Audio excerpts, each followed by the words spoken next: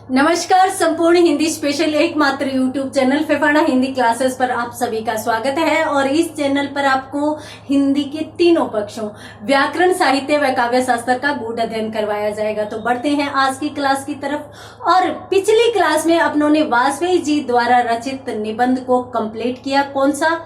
प्रसाद और निराला। तो आज अपन जाहिर सी बात है कि एक नए निबंधकार को पढ़ने वाले हैं। और नए निबंधकार कौन से हैं? रामविलास शर्मा। तो आज अपन रामविलास शर्मा जी का परिचय पढ़ने वाले हैं। रामविलास शर्मा। तो रामविलास शर्मा जी को अपन यूं भी कह सकते हैं डॉक्टर रामविलास शर्मा, क्योंकि ये पीएचडी होल्डर थे। रामविलास शर्मा जी का परिचय अपन पढ़ने वाले हैं इस क्लास में। और इनके जीवन परिचय के बारे में यदि देखें तो देखिए, इनका जन्म हुआ था 1912 ईस्वी में। 1912 ईस्वी में कहाँ हुआ? तो ऊंच गांव उन्नाव में। और उन्नाव कहाँ पड़ता है? उन्नाव पड़ता है उत्तर प्रदेश में। तो ये भी उत्तर प्रदेश से आते हैं। और इसके बाद इनके जीवन के अंतिम समय की या इनकी मृत्यु की बात करें तो इनकी मृत्यु हुई थी सन 2000 में। 2000 में इनकी मृत्यु हुई थी। इनके बारे में यदि अपन विशिष्ट तथ्य देखें तो देखिए, ये एक आलोचक थे। आलोचक के बारे में मैं अकेला आलोचक शब्द नहीं लिखूंगी, मैं यहाँ पर प्रसिद्ध आलोचक लिखूंगी, क्योंकि साहित्य में आचार्य रामचंद्र शुक्ल के बाद विषयगत आधार पर यदि देखें तो ये महत्वपूर्ण थे।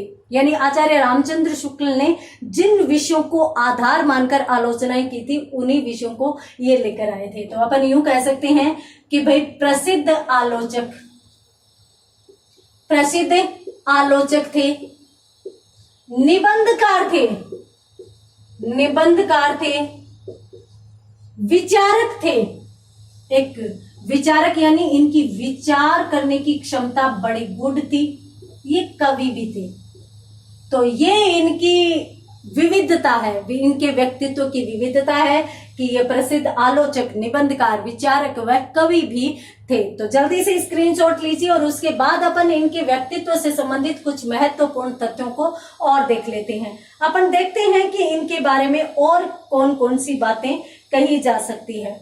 देखिए, इनके बारे में यदि अपन देखें तो कहा जाता है, इनके लिए कहा जाता है, क्या कहा जाता है? इनके लिए बहुत सारे उपमान दिए जाते हैं, विशेषण दिए जाते हैं। विशेषण मतलब इनकी विशेषताएं बताई जाती है। कौन कौन सी? कि ये व्यवसाय से अंग्रेजी के प्रोफेसर थे। व्यवसाय से अंग्रेजी के प्रोफेसर थे। दिल से हिंदी के प्रकांड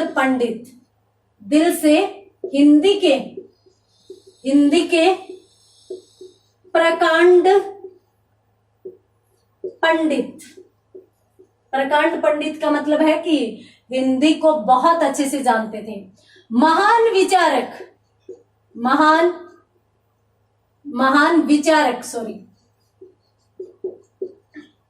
विचारक, इतिहास वेता थे। और साथ साथ अपन यूं भी कहेंगे कि इन्होंने इतिहास के संबंध में इन्होंने खोज बहुत की थी और ऐतिहासिक समस्याओं को ये उभारने वाले थे। इसके साथ साथ अपन कहेंगे कि ऋग्वेद व मार्क्सवाद के अध्येता का मतलब होता है अध्ययन करने वाले। मार्क्सवाद, ऋग्वेद अपन जानते हैं कि भी 4 वेद हैं। उन चारों वेदों में जो सबसे महत्वपूर्ण वेद माना जाता है, सबसे पुराना वेद माना जाता है, वो ऋग्वेद माना जाता है। और इसके साथ साथ अपन यूं कह सकते हैं कि भाषा का ज्ञान था। इसके साथ साथ अपन कह सकते हैं कि राजनीति विशारद।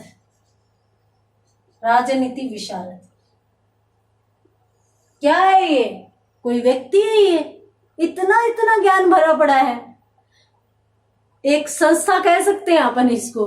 तो देखिए, अंग्रेजी के तो प्रोफेसर और हिंदी के प्रकांड पंडित, यानी दोनों भाषाओं का इतना अच्छा ज्ञान, साथ साथ महान विचारक थे, विचारक, निबंधकार और कवि और प्रसिद्ध आलोचक। ये चीज अपन देख चुके हैं, ठीक है।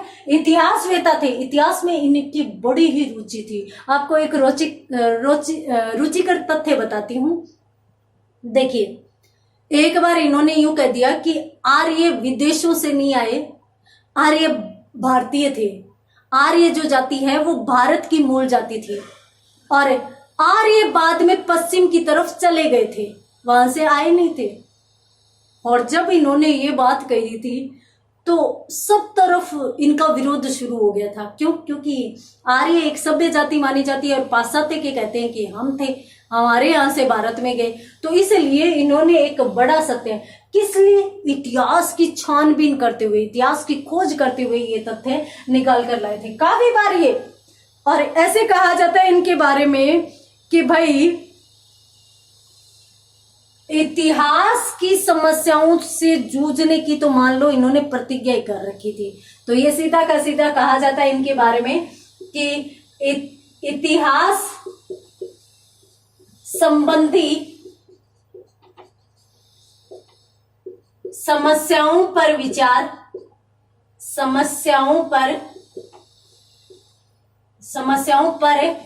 विचार करना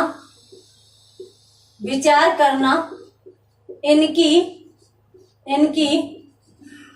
प्रतिज्ञा थी। यानी इतिहास से संबंधित तथ्यों पर ये बहुत बड़ा या बहुत अधिक विचार विमर्श करते थे। तो स्क्रीनशॉट लीजिए यहाँ पर, और फिर अपन इनके संबंध में और भी तथ्य देखते हैं, और भी इनके बारे में विचार विमर्श करते हैं। तो यहाँ पर अपन क्या कह सकते हैं, देखिए, ये पहले अध्यापन कार्य करते थे।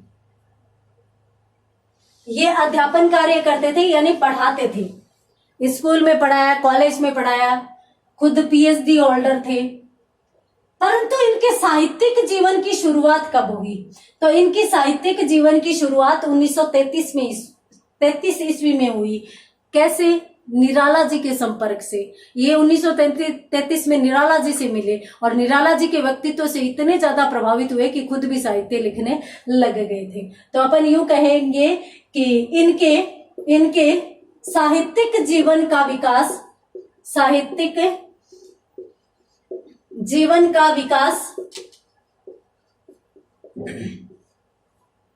1933 ईस्वी में निराला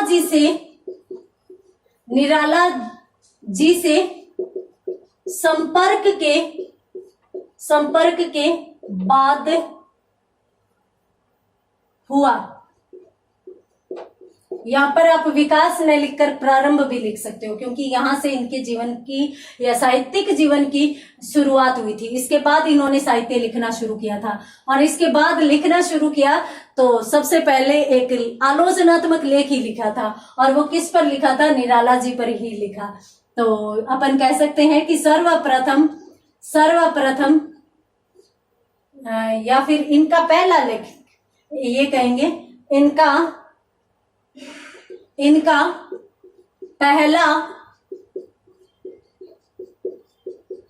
आलोचनात्मक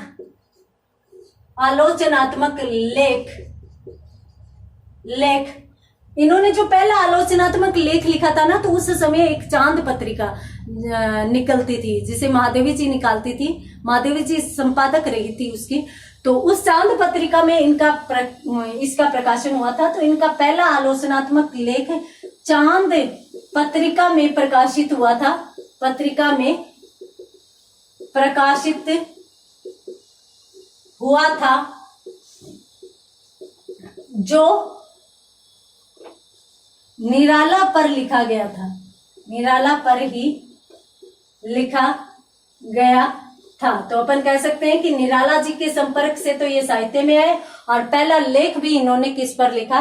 निराला जी पर ही लिखा। और कब लिखा था? 1934 ईस्वी में ही लिखा था। तो इसका भी स्क्रीनशॉट लीजिए। आप बीए फाइनल ईयर के बच्चे हैं तो जाहिर सी बात है कि आपको प्रश्न लिखने होंगे, अभी एग्जाम्स आने वाली है तो आप इनको प्रश्नों के रूप में उतार सकते हैं। तो ये हो गया। उसके बाद अपन बात करते हैं आगे। तो देखिए,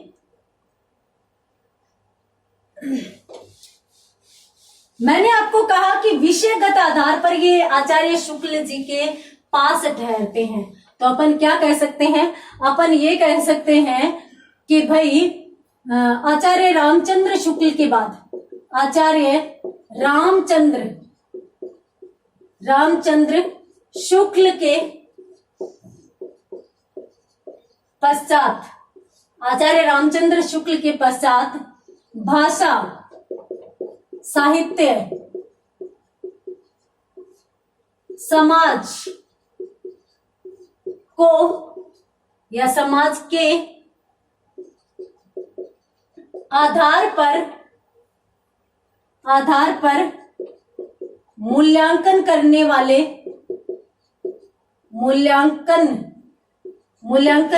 वाले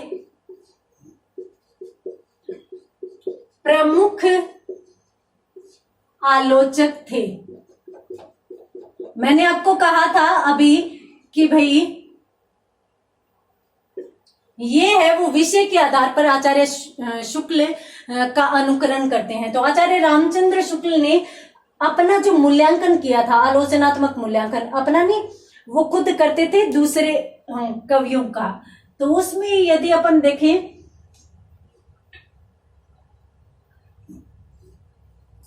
तो उसमें भाषा, साहित्य व समाज के आधार पर मूल्यांकन इन्होंने किया था, आचार्य रामचंद्र शुक्ल ने।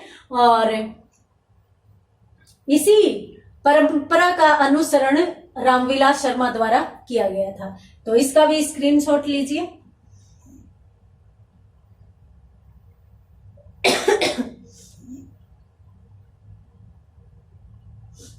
हाँ, उसके बाद अपन बात करते हैं कि भाई इन्होंने जो मूल्यांकन किया था वो क्या मूल्यांकन था, इनकी दृष्टि कैसी थी। तो देखिए, इन्होंने जब मूल्यांकन किया था तो वहां पर ये नहीं था कि जिस भी साहित्यकार की आलोचना कर रहे हैं, जिस भी साहित्यकार का मूल्यांकन कर रहे हैं तो उसकी सिर्फ और सिर्फ लेखन शैली की जांच करें। नहीं, इन्होंने उस चीज को देखा कि भी जिस समय वह साहित्यकार हुआ उस समय उन परिस्थितियों के आधार पर उसने साहित्य लिखा कि नहीं लिखा, या उस समय उसने साहित्य के साथ न्याय किया या नहीं किया। तो उस आधार पर ये आलोचना करते थे। तो अपन ये कह सकते हैं कि इनकी आलोचना का आधार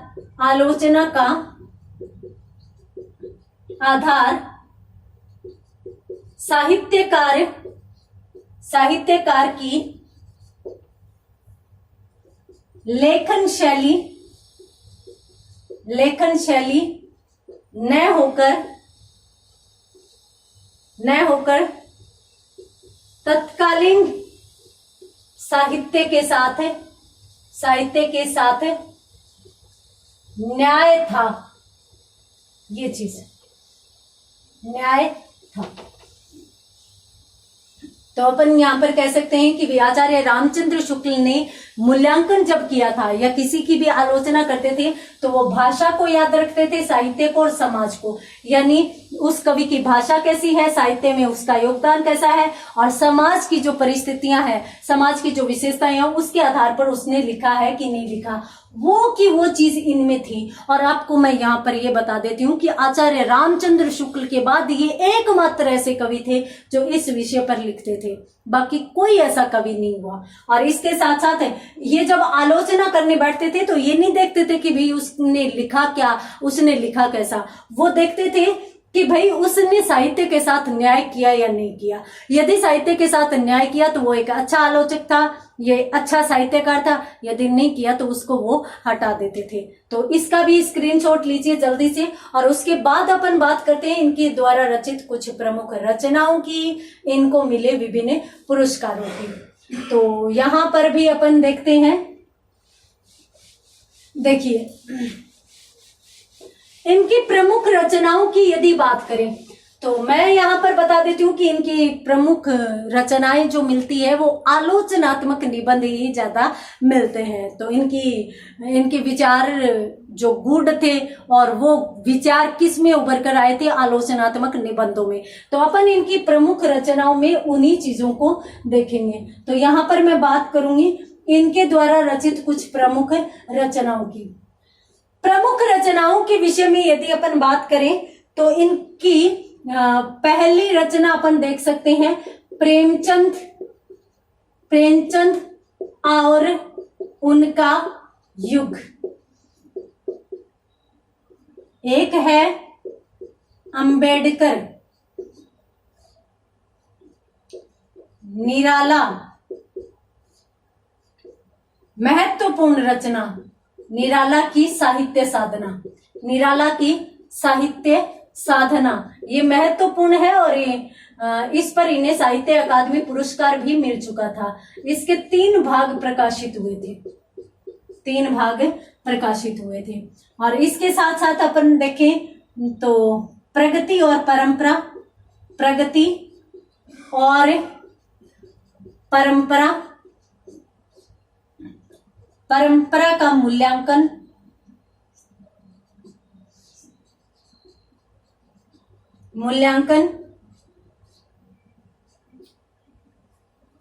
अगर अन्य रचनाओं की भी बात करें, परंपराओं का मूल्यांकन के बाद अपन देखेंगे कि साहित्य और संस्कृति भी इनकी एक प्रमुख रचना थी। इसके साथ साथ भाषा और समाज भी इनकी रचना थी। और भारतीय साहित्य की भूमिका इनकी महत्वपूर्ण रचना मानी जाती है। इसके साथ साथ साहित्य के इतिहास की समस्याएं, ये भी इनकी रचना महत्वपूर्ण मानी जाती है, साहित्य के इतिहास की समस्याएं। और इसके साथ साथ इन्होंने ये भी लिखी थी, भारत में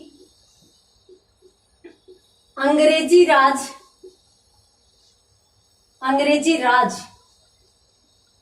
व मार्क्सवाद। तो ये इनकी महत्वपूर्ण रचनाएं मानी जा सकती है। तो आप इनका भी स्क्रीनशॉट लीजिए। प्रेमचंद और उनका युग, अंबेडकर, निराला, और इसके साथ साथ अपनों ने देखा परंपरा का मूल्यांकन, निराला की साहित्य साधना, इसके साथ साथ इतिहास की समस्याएं। हाँ, इनकी 2 रचनाएं और है जो महत्वपूर्ण है। एक तो है अपनी धरती अपने लोग, ये भी इनकी महत्वपूर्ण रचना मानी जाती है, अपनी धरती अपने लोग। और एक इनकी रचना मानी जाती है घर की बात, तो ये भी इनकी महत्वपूर्ण रचना मानी जाती है। प्रेमचंद उनका युग, अंबेडकर, निराला की साहित्य साधना, ये भी महत्वपूर्ण है। प्रगति, परंपरा का मूल्यांकन, अपनी धरती अपने लोग, साहित्य और संस्कृति, भाषा और समाज, भारतीय साहित्य की भूमिका, साहित्य के इतिहास की समस्याएं। और इतिहास से संबंधित तो इन्होंने विवेचन किया ही है, तो ये मैंने आपको बताई दी थी। भारत में अंग्रेजी राज व मार्क्सवाद और घर की बात, ये इनकी प्रमुख कृतियां हैं। तो आप इनका स्क्रीनशॉट लीजिए। इसके बाद अपन बात करते हैं इनको मिले कुछ प्रमुख सम्मानों की या इनके पुरस्कारों की। तो देखिए, इन्हें इनकी रचनाओं के लिए अनेक सम्मान, अनेक पुरस्कारों से नवाजा गया था। परंतु पहले मैं यहाँ पर एक अत्यंत महत्वपूर्ण बात बता देती हूँ कि जब भी किसी भी साहित्यकार को किसी भी सम्मान से नवाजा जाता है, किसी भी पुरस्कार से नवाजा जाता है, तो उस पुरस्कार में पुरस्कार स्वरूप कुछ राशि भेंट की जाती है, कुछ पैसा दिया जाता है, जो इन्होंने कभी भी स्वीकार नहीं की। इन्होंने यूं कहा कि भाई जो भी पुरस्कार मुझे मिल रहे हैं, जो भी सम्मान मुझे दिए जा रहे हैं, उन सम्मानों में जो राशि दी जा रही है वो हिंदी के विकास में लगाई जाए, तो हिंदी के विकास के लिए इन्होंने अपनी राशि को दान दे दिया था। तो अब अपन बात करते हैं पुरस्कार की। तो पुरस्कारों में मैंने आपको बताया था कि भी महत्वपूर्ण पुरस्कार जो निराला की साहित्य साधना है उस पर मिला था साहित्य अकादमी पुरस्कार। बहुत ही महत्वपूर्ण पुरस्कार ये माना जाता है। साहित्य अकादमी पुरस्कार से इन्हें नवाजा गया था और इसके साथ साथ साहित्य अकादमी ने ही इन्हें मेहतर सदस्यता का सम्मान भी दिया था। तो साहित्य अकादमी द्वारा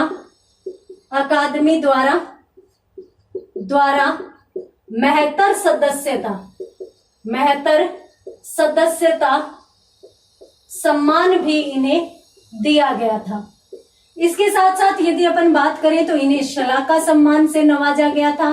शलाका सम्मान से शताब्दी सम्मान भी इन्हें प्रदान किया गया था। यानी इनके सम्मानों की लिस्ट भी बहुत बड़ी है और इनके सम्मानों की लिस्ट से आप अंदाजा लगा सकते हैं कि भाई कितने महत्वपूर्ण ये रचनाकार थे। भारत भारती पुरस्कार से भी इन्हें नवाजा गया था।